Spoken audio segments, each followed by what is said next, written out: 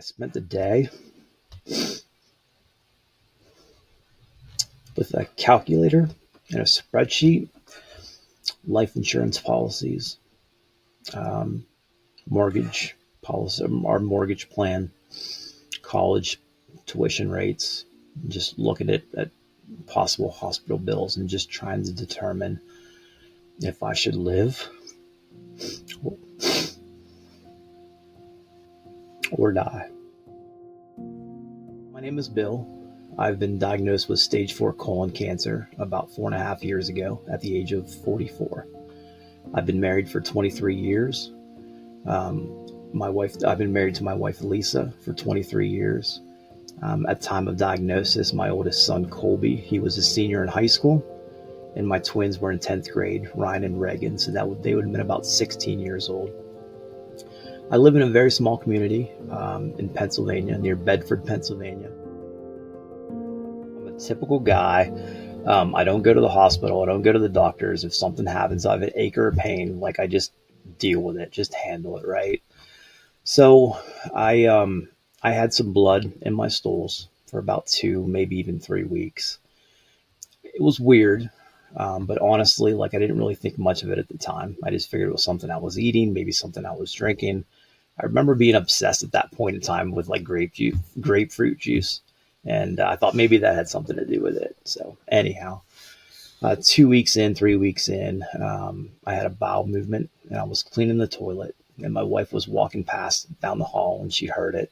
She asked what I was doing. So I told her, and my wife is a nurse. She does colonoscopies for a living. So she's heard all the horror stories. She knows what that could result in. So she was obviously upset, made me make an appointment for the colonoscopy. So it was just a few weeks later that I got the colonoscopy. Really wasn't thinking about cancer at all. I really didn't know what to expect. I figured it was some kind of an infection. Maybe it was like a tear. Whatever it was going to be an easy fix. Completely caught off guard after the colonoscopy whenever I was meeting with the doctor when he came in and said, it's a tumor and it's cancer. We found that tumor the day before my birthday, my 44th birthday. May 29th, 2020. It was probably the hardest day of my life. I was still off work, recovering from that procedure. My wife was at work, the kids were at school, so I was just at home, just processing it all. I spent the day with a calculator and a spreadsheet, life insurance policies, mortgage policy, our mortgage plan, college tuition rates, just looking at possible hospital bills and just trying to determine if I should live or die. I didn't, the life insurance policy wasn't huge, but it was certainly enough to pay off the mortgage and pay a good dent into the kids' college tuition. So it was it selfish of me to try to fight a battle that I might not win? That was rough. Did that for hours. Finally, at some point, a voice came in my head, and it was, screw all this. Screw this. You're not only going to fight this, but you're going to give it everything you got to fight this. So at that moment, everything got a little bit easier. We not only had a tumor on the colon, but it had already spread to the liver as well, and that's why it was stage 4. So we traveled to the Mayo Clinic, and that place was impressive. The minute that I stepped onto that campus, extremely impressive. Tons of people everywhere, just crazy amount of people that were there in this small town, but so well organized, to the point where, I'd have blood work on one floor. As soon as that was done, I'd go up to the next floor, have a CT scan, and 15 minutes after that, I'd walk up to the next floor, do an MRI, just perfectly well-oiled machine. And then the following day, we had meetings with the oncologist, the oncologist, the liver surgeon, and the colon surgeon, separate appointments. And every one of those surgeries, I kind of said, hey, wouldn't it be great if we could maybe do a double surgery? And while I'm out here, just knock them both out at the same time. So I got to my third appointment, and it was right before lunch. And I said, "Hey, do you think maybe after, now that I've talked to all three of you, that we could get together in a room and just kind of hash this out and see if we can do that double surgery?" So sure enough, scheduled one more appointment for after lunch, and they agreed they'd be able to do the double surgery. So at that point, I realized this is definitely the place for me. Plan was, at that point, we were going to do 6 rounds of chemotherapy locally, like here in Pennsylvania. And then once I got through that, then I would fly back to the Mayo Clinic to have the surgery. So that's what we did. So we started the first rounds of chemo. Side effects of that particular drug were just a lot of nausea, a lot of diarrhea, neuropathy, sensitive to cold. The neuropathy and the sensitivity to cold, that was probably the worst. But whatever, we got through that. So when we flew up to the Mayo Clinic for the surgeries, it went great. Um, the way that I envisioned it in my head, probably not exactly how it went down. I envisioned one doctor did his part in the surgery, and then it was like a WWE tag team wrestling match where he slapped the other surgeon. He went in and took over. Probably not how it happened, but hey, it's my story. I'll tell it however I want. Um, it was good. It was all laparoscopic. I was up walking around the hospital for hours that evening. Didn't take any pain medicine. I mean, maybe some Advil, maybe some Tylenol. Was released like 3 days later, back on a flight back to Pennsylvania. So that went well. After 6 weeks of recovery, then we did finish up with some more chemotherapy. We did 6 more rounds. Um, and then at that point, when chemo was done, I'll be honest, I didn't ring the bell. Um, didn't feel like it was over. And honestly, it just kind of felt like the beginning. So I kept the port in. I guess I forgot to talk about that. I had a port put in, which is absolutely the best thing ever. So make sure you get a port if you're watching this. But didn't remove the port. Did blood work every month and CT scans every 3 months. My thought process is there's a lot of people that kind of go through the cancer process and they go through the chemo and they say, that's it. I don't want to think about cancer ever again. I'm not getting tested. I'm not even going to think about it. And then 5 years later, they get really sick, go to the hospital, and find out that there's tumors everywhere, and it's too late at that point. So I wanted to be ahead of it. I wanted to catch it if it was coming back. We were going to catch it early and treat it early. During the actual operation, they go over, take it over to pathology, and like see if we got all the cancer, so they can say, "Hey, no, there's still a little bit more in there. Go get it." But yeah, they absolutely said I was cancer free at that point. They also did some testing on the tumor itself to look for any kind of mutations, and at that point, that's when I found out that it had a mutated gene of the KRAS G12A. They didn't talk about that much during that process, but it was later on, years later, that whenever we noticed that we realized that was going to be very difficult for treatment. It was about 7 months after my last chemo treatment that I started noticing some of my blood work, specifically the CEA level, which was a good indicator for me that there was cancer or not cancer. But it started to rise. And in the next 3 months, it really started to rise. So, like anything above a 3 is considered cancerous. So it started out as a 3.4, and then over the next 3 months, it had risen to a 24.8. So then we got some CT scans and we got some MRIs, and that's when we found out that the liver, or the cancer, had returned. There were tumors back on the liver. That was concerning because I already removed a big chunk from the liver, just the year prior. So we did 6 rounds of that chemo, and then flew back out to the Mayo Clinic where we did a surgery on the liver. That one was a little harder because of the location of it on the liver. It was a little harder for the doctor to get to, um, but he did it. Beat up the gallbladder pretty bad while he was in there, so we had to remove the gallbladder too. But surgery was successful. Again, laparoscopic. A little bit more pain after this surgery, but again, no pain medicine, just Advil, Tylenol. Again, probably back on a plane 3 days later, back to Pennsylvania. So at that point, like things were going. Oh, I'm sorry, I came back and we did 6 more rounds of chemotherapy. But when that chemotherapy was over, I'll be honest, it felt right, it felt better. Still didn't ring the bell, but it felt like it was over.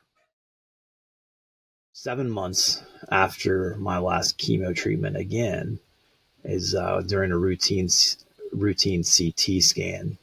We noticed some nodules now on the lung. Um, Met up with the surgeons back up at the Mayo Clinic, and the plan there was, hey, we think we can probably. Let me back up just a second. Not only was it on the lungs, we did see another tumor on the liver again for the third time. I forgot about that. So the plan was that spot on the liver was pretty small. We thought maybe we could just burn it out with a liver ablation, do a liver ablation, come back the following week, and then we would do a lung wedge resection, just to just take out a small chunk of the right lower lung. The side effects of the liver ablation are like slim to none. The worst thing that I was expecting is maybe a little bit of pain for where the needle went in to burn it out. So I had the liver ablation done. So when I got back up to the Mayo Clinic, we did another CT scan. And at that point, we found out that the nodules have actually gotten bigger, which, not doing treatment or doing anything for a month, of course, are going to get bigger. But the problem was we didn't feel like the wedge resection was good enough at that point. We probably had to remove the entire lower half of the lungs. So we'd had to do a little lobectomy. A couple of days later, we had the surgery. Surgery went well. I met with a surgeon just right after the surgery, and she said some very interesting things. So she said it looked like there was an explosion. It looked like there was a bomb that went off. A couple of days after that surgery, my body really wasn't reacting very well to that surgery. I was spiking fevers, my blood pressure, my pulse, they were kind of all over the place. 1 minute I'd be hot, 10 minutes later I'd be shivering cold. So, I was having a bad reaction. So they diagnosed me with something called SIRS, systematic. I can't remember exactly what it means, but basically my body is overreacting to an infection or a trauma event. So it's kind of giving everything it's got. It's just overreacting, and my body wasn't handling it well, but I was in a great place. They realized what was going on, and just a few days later, they fixed me and sent me back home. But that's definitely what happened to me after that simple liver ablation session, where my body just overreacted and caused my lung to collapse and just all sorts of chaos. So returned back from the Mayo Clinic and then finished up my 6 rounds of chemotherapy. After those 6 rounds of chemo, I continued doing that, every 3 months doing a CT scan, and every month do blood work. So it was during one of those visits that I had a test done up at the Mayo Clinic called a Guardian Reveal blood test. So what that test does, it looks for circulating DNA cancer cells in the bloodstream, and it can basically tell you if cancer is going to come back or not. And that test is stupid expensive. I'm still fighting the insurance companies for that one. I know I had to do a pre-authorization. They approved it. We did the test, and then they denied the test, and whatever. I don't know why that's not part of standard of care, because it will literally tell you if cancer is going to come back. But it took a few weeks to get the results. And whenever the results finally came in, I had a telehealth appointment with my oncologist in Mayo Clinic to go over the results. And that was the first time that I heard the term incurable. They did detect cancer. They knew it was going to come back. Wasn't back yet, but knew it was going to come back. Obviously, all the chemo drugs that we've been taking hasn't killed it. It's been controlling it, knocking it down, but not killing it. So at that point, he suggested, hey, we need to start looking at some experimental drugs, doing some clinical trials. But unfortunately, for that mutated gene, that KRAS G12A, there were no options, at least at the Mayo Clinic. Everything was stable. Tumors weren't growing. And then June 24. So I'll start by saying that. So when I came back from MD Anderson, we continued to do the blood work every month, the CT scans every 3 months. Those small tumors in the lungs were controlled. They weren't growing. They were just stable, staying the same size that they were. So that was the plan. Just keep watching it. All that changed June 2024. So I literally just returned from the Mayo Clinic the prior week. And I was at work, and I was trying to type some emails up. And it didn't seem like every time I type an email with my left hand, like the keys weren't working, to the point where I like called IT and got myself a new keyboard, and that didn't change anything. About an hour after that, I was pouring a cup of coffee with my left hand, and my left hand would just drop all of a sudden. Obviously, that's weird. Um, kind of thought I was having a stroke, to be honest with you. I thought it was early signs of a stroke. So I left work. I drove to the emergency room. I got the results from the CT scan. It was not a stroke. It was a brain tumor. It was a brain tumor with significant swelling. It was bad. That ER doctor that was there, that man was great that manner. He immediately called UPMC Pittsburgh, called a neurosurgeon, also called radiation oncology, just to kind of get their opinions on what our steps should be next. He also contacted my oncologist out at the Mayo Clinic just to let him know what was going on. So the word back from the neurosurgeon in Pittsburgh was it was in a bad spot. He really did not recommend surgery, didn't think he could get to the tumor. In a separate conversation, the doctor talked to the radiation oncology team, and they said they actually would recommend surgery versus the radiation. So at that point, I didn't know what to do. Just a few minutes later, my cell phone rang, and it was my doctor from the Mayo Clinic, and he told me that the situation was very severe, very serious. What was my plan to get it fixed? And I told him, look, I've had all these other surgeries there. Obviously, brain surgery seems like the most important one, so I want to have it done there as well. And he said that wasn't an option. There was a good chance that if I would try to drive to the Mayo Clinic that I wouldn't make it. And then he started thinking, he's like, you know what? I could probably just give you a ton of steroids to stop the swelling. That would probably stabilize you long enough to get there. So I asked him to leave the room for a couple of minutes so Lisa and I could talk about it. And thank God she was on the same page as I was. We decided we were going to go to the Mayo Clinic. We were going to take that chance. Now, that's a 15-hour drive. We had no plans, no hotel stays, no nothing scheduled. It was just get in the car and go. So that's what we did. The surgery was wild. So we did the gamma knife surgery. So it's all done with lasers. So the way that works is like you're sitting on this table and they're shooting lasers into your brain, and where those lasers intercept, that's where the damage happens. So really what the plan was just to like make it so the tumor, like we cut off the blood supply, and then the body would actually eat away over the tumor over several months. So that was the plan.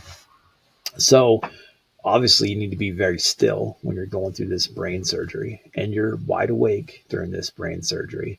So they take this cage and they put it over your head, and they hand screw this cage into your skull while you're awake. So they put a little bit of numbing cream like in the spots, like there's four screws that go in. So it didn't really hurt, but a little bit of pressure, but just the thought of just hand screwing these screws into your skull was weird. It was cool, but weird. And then once you're mounted, once you're screwed into this cage, they take that cage and they mount it to the actual table itself so you can't move. I've always prided myself on being comfortable in uncomfortable situations. I fell asleep during brain surgery. Like, how crazy is that? What's even crazier is an hour after brain surgery was completed, I was released from the hospital. An hour after that, Lisa and I were back in the car on our way back to Pennsylvania. About a week after that, I came back to work. Now, like, we had some issues with swelling and that kind of thing, but I was back to work a week later. It's absolutely amazing what they can do. I get home from the brain surgery, I heal up for a couple of weeks, and then we realize, hey, obviously there's still cancer floating around, so we need to do some treatments. So at that point, we did 8 more rounds of a chemo treatment. Again, one of the other chemos that I've done. So again, we knew it was that chemo treatment is knocking it down, just not killing it. So we wanted to prevent it from going to the brain again. So we did 8 more rounds of chemotherapy.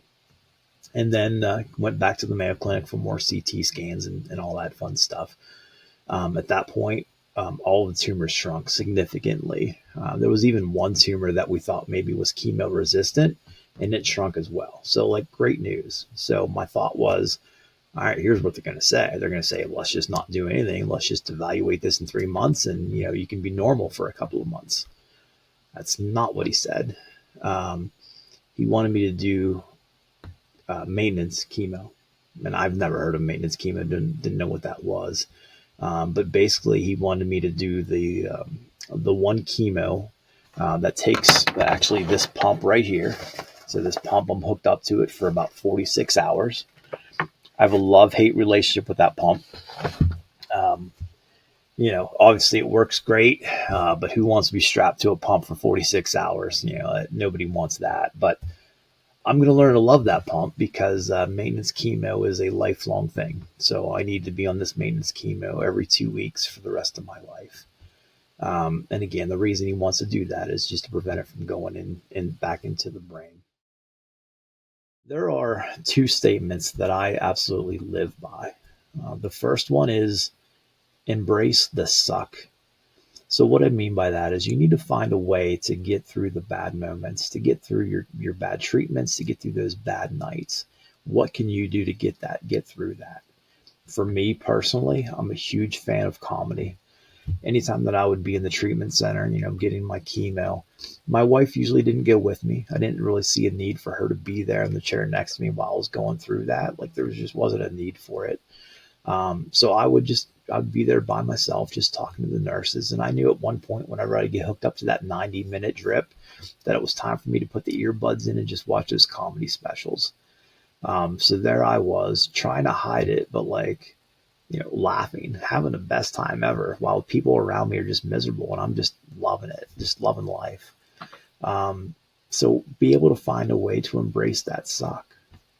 The second thing that I really talk about often is don't let the hard days win. So I've talked about, some of my hard days. The hard day was my birthday, May 29th, 2020, where I decided whether I was going to live or die. That was a hard moment. Another hard moment is,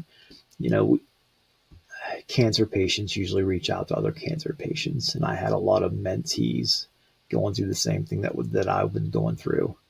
One of the rough days for me is whenever one of my friends that were battling the exact same thing that I had, when he passed about 2 years into his battle. That was hard for me. It was hard for me because I was the one giving him advice, and I was convinced I could get him through this, and I didn't. That was hard. Survivor guilt, that's real. But you don't let that day win. You get through it. Another difficult day for me was the first day that I had to shave my head because the hair was falling out at, big clumps. Since then, I'll never let cancer do that again. I shave my head whether it's falling out or not. We're not letting it get its win, but I can't imagine what that's like for a female to go through. That's got to be difficult, but don't let the good days win. Just keep moving forward. Only about 10% of colon cancer patients, stage 4 colon cancer patients, only about 10% survive past 5 years. I'm right at 5 years. Another stat, once colon cancer, when it goes to the brain, life expectancy is about 4 months after it goes to the brain. I'm currently at 5 months. I say that but I'm not letting those stats dictate my life, not dictating my move, not dictating anything. If anything, it's a goal. Hey, I see what those numbers are. We're going to beat them. A normal person would be dead by now. I'm not trying to be normal. I'm trying to write my own story here. I'm trying to leave my legacy. I'm going to do it the way that I want to do it. I'm not going to let cancer just happen. I'm going to take the fight to cancer. I'm going to give it everything that I have. God has a plan here. My job is just not to mess it up.